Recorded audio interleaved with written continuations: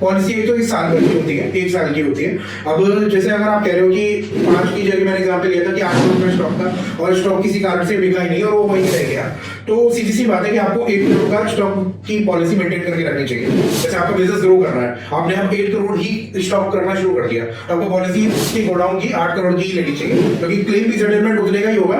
जैसे कि मैंने आपको बताया था कि मार्केट वैल्यू के हिसाब से क्लेम सेटलमेंट होता है, जितनी आपकी बुक होती है पॉलिसी भी आपको उतनी ही लेनी है जितना आपके पास गोडाउन के अंदर। इसमें क्या है कि ये कंपनी टू कंपनी डिपेंड करता है। बेसिकली वो ये जाना चाहते हैं अगर आपकी डायरेक्टली डीलिंग है, डायरेक्टली कस्टमर आता है और कस्टमर आपके बाय करके जा रहा है और रिटेल में आप दे रहे हो एक दो चीजें जनरल तो वो शॉप में जाएगा, लेकिन हाउस रखा हुआ है वहां से आप बल्क में आपका मटेरियल जा रहा है, आप रिटेल में नहीं बेच रहे, आप होलसेलिंग का कर रहे हो, तो फिर वो आप गोडाउन पे जाएगा। कई लोग गोडाउन बाय करते हैं फॉर द रेंटल के लिए और कभी कुछ ऐसा कुछ घटना घट जाए तो क्या होगा। आपको सबसे बड़ा इंपॉर्टेंट ये ध्यान रखना है कि जब गोडाउन आप रेंट पर दे रहे हैं ना, सबसे पहले आप उनसे पूछें कि क्या सामान रखे हैं, कि वो एजार्डिस कैटेगरी में आ रहा है कि नहीं। और इंश्योरेंस भी आप उसी हिसाब से करें। जैसे कि आपका किसी का 1 साल की लीज थी और अगली बार आ गया तो एफएससी लगता है खाने पीने का, और वो भी एक हैजार्डस कैटेगरी में आता है, क्योंकि जो उसमें प्लास्टिक के पैकेज कंटेनर जो होते हैं वो ज्वलनशील होते हैं, तो वो हैजार्डस कैटेगरी होना, तो पॉलिसी भी आपकी 1 और 2 में आएगी।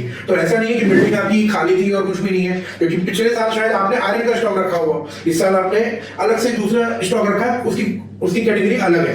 तो पहले चीज अगर आप पॉलिसी बाय कर रहे हो तो आप उस टाइम जब रिन्यू करोगे तो भाई आपको पता ही कि आप किसको दे रहे हैं, तो बिल्डिंग का जो आपका जो कैटेगरी आएगी वो के हिसाब से पॉलिसी बनेगी और उसका प्रीमियम चार्ज उस हिसाब से होगा। ठीक है, ये बहुत जरूर ध्यान रखने की चीज है। अगर आपका खाली है तब उसमें फर्क नहीं पड़ता।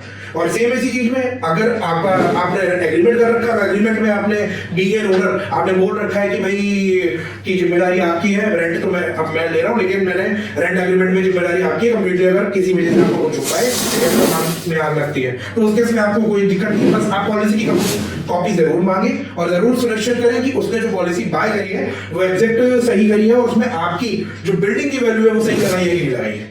बिल्डिंग की वैल्यू ही रीस्टेटमेंट वैल्यू होनी चाहिए। जैसे गोडाउन आजकल है कि आपने 10 साल पहले खरीदा था और उसको सिर्फ रिफर्निश कराया बाकी कुछ नहीं, और गोडाउन जब पहले बनाया था वो 50 लाख का बनाया था, आज उसकी कॉस्ट दोबारा से बनाने में 2 करोड़ रुपए आ रही है, तो आपको रीस्टेटमेंट वैल्यू लेनी होगी 2 करोड़ रुपए। तो पॉलिसी में भी 2 करोड़ ही वैल्यू लेने और उसी पे ही प्रीमियम चार्ज। अगर कुछ हो गया तो अंडर वैल्यू हो जाएगा और क्लेम सेटलमेंट भी फिर अंडर वैल्यू।